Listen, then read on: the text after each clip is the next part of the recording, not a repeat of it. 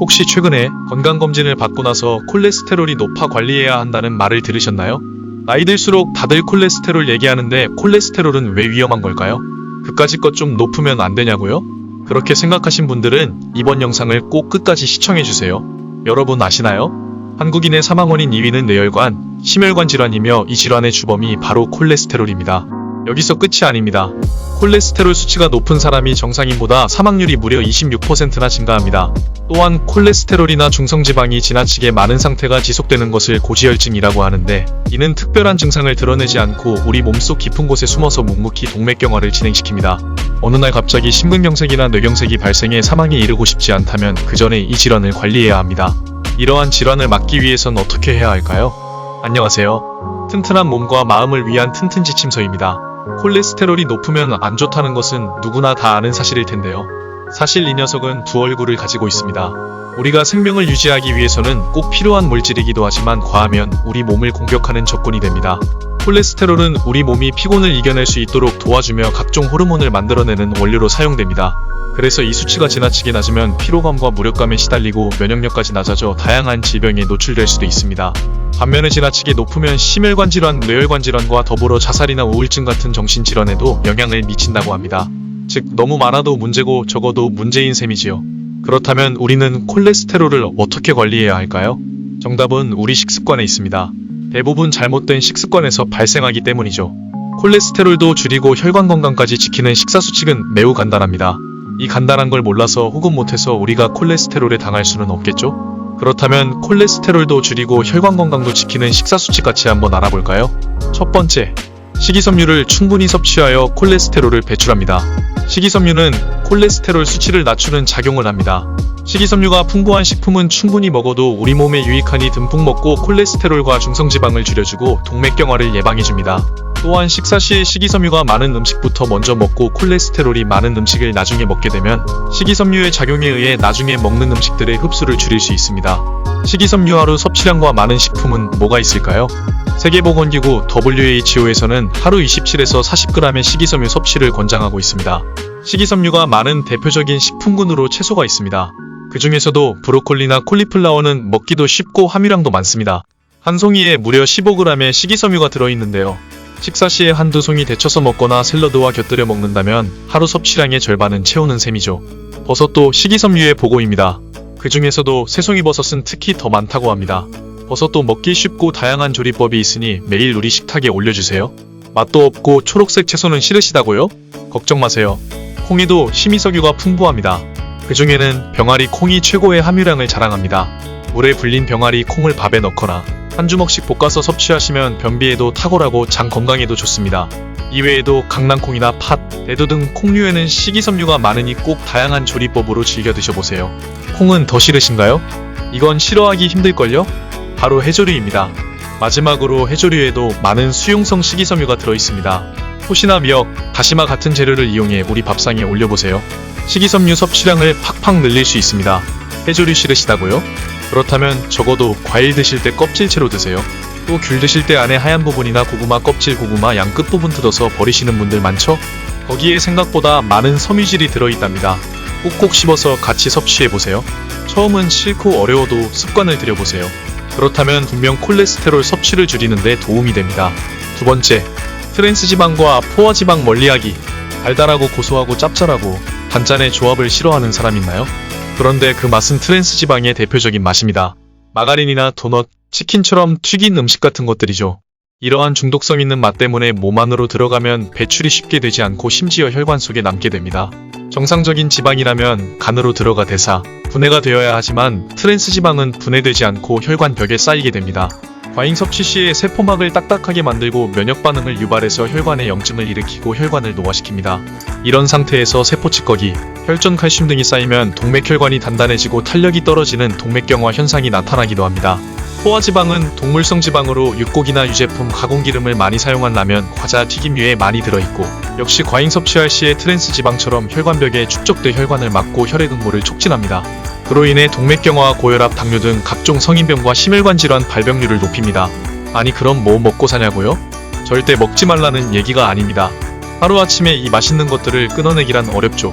또한 지방은 우리 몸에 적당히 필요하기도 하니깐요. 다만 조금 건강하게 가공되지 않은 것들로 선택하고 지나치게 많이 섭취하지 않는 습관을 기르자는 말씀을 드리는 겁니다. 튀긴 것 대신 구운 걸로 대신하고 흰쌀밥 대신 콩이나 잡곡밥으로 고기 먹을 땐 쌈도 가득 먹어주는 이런 습관들을 들이시면 분명히 몸은 달라질 거예요. 세 번째, 한식을 중심으로 선택해 섭취하자. 간단하게 배달시켜 먹거나 대충 먹는 게 너무나도 일상화된 시대이지만 그 중에서도 우리에겐 여러 선택권이 있습니다. 배달음식도 피자나 치킨보다는 백반이나 생선 채소 위주의 한식을 선택할 수도 있고 대충 편의점에서 한 끼 사 먹더라도 채소나 과일을 한 가지 추가해준다면 어떨까요? 또한 한 끼에 채소나 콩, 비타민과 미네랄, 식이섬유 같은 영양분을 부족하게 먹었다면 그날 다른 한 끼에는 보충해 주도록 합니다.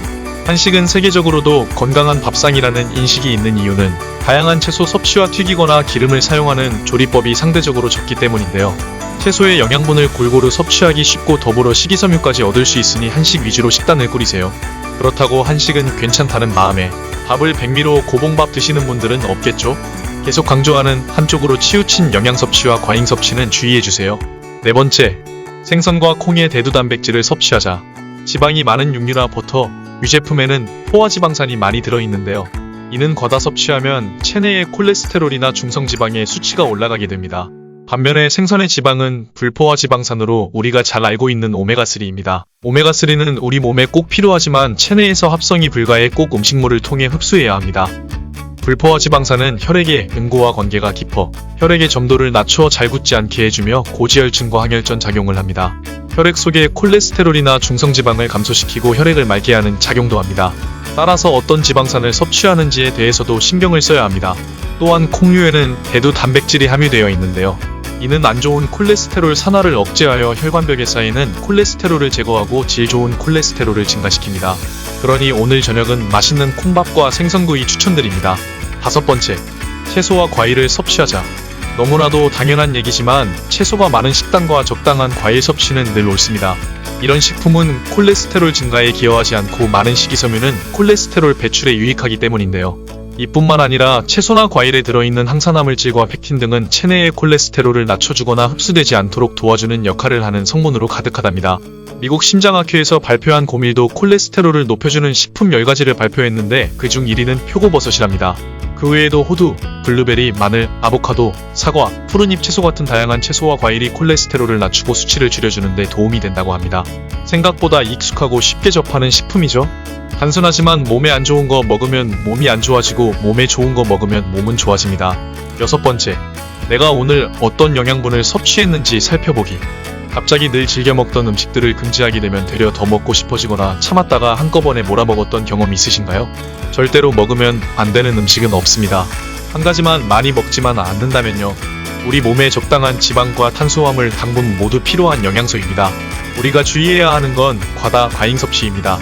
그래서 오늘 내가 먹은 음식들이 어떤 영양분이 들어있었는지, 점심이 조금 과했다면 저녁에는 줄이고, 저녁 약속으로 맛있고 기름진 것을 먹을 예정이라면 점심을 조금 가볍게 드세요.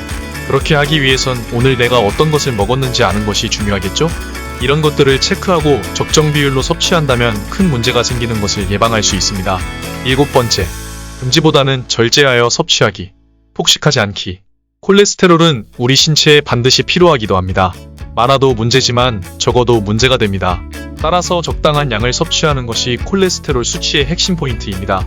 어떤 음식이든 무조건 금지하기보다는 과하지 않게 섭취하는 것이 중요합니다.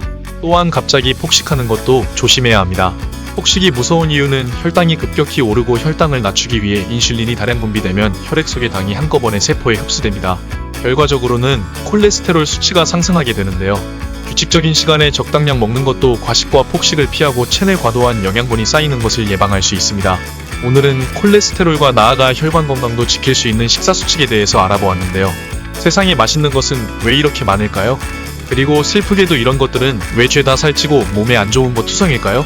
맛있는 것을 먹는 것 우리 삶의 큰 행복이며 즐거움이 될 때가 많은데 말이죠. 또 누군가에게는 스트레스 해소법이며 순간의 쾌락이 될 수도 있죠.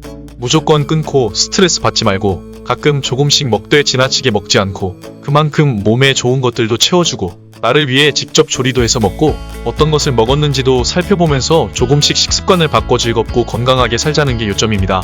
먹는 것이 달라지면 몸은 분명 변합니다. 어렵지 않아요. 소중한 나를 위해 시작해보세요. 당신은 할 수 있어요. 튼튼지침서가 응원하겠습니다. 시청해주셔서 감사합니다. 구독과 좋아요는 큰 힘이 됩니다.